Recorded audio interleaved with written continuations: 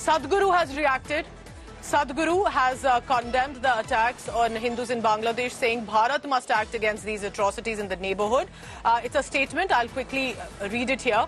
The atrocities being perpetrated against Hindus is not just an internal matter of Bangladesh. Bharat cannot be Mahabharat if we do not stand up and act at the earliest to ensure minorities are safe. What was part of this nation, unfortunately, has become a neighborhood. It is our responsibility to protect these people. They belong to the civilization, and these are after the reports are coming in of attacks. So that's a big statement that has come in. Sadhguru, remember, is a global influential figure. He's a spiritual guru. But here, in many ways, also talking about a civilizational aspect of how Bengalis or Bengali Hindus or Hindus have been a part of an Indian civilization. Shivani Sharma is joining me for the latest on this.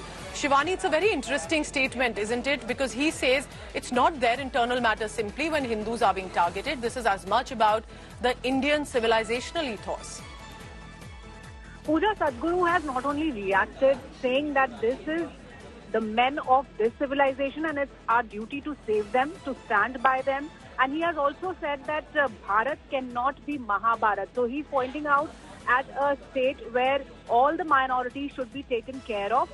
And here, when he's referring to Bangladesh after hundreds of Hindu houses, temples, businesses are being attacked, atrocities are being done against Hindus, he is concerned and he says that we need to help these people.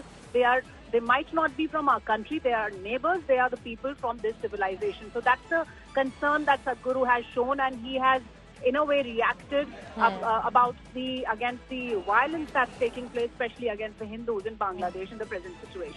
Shivani, keep tracking the latest on that. Remember, these are disturbing information coming in. India cannot intervene in any manner directly. Remember, it's a separate country, an independent nation with its own mind that decides how the country will be led.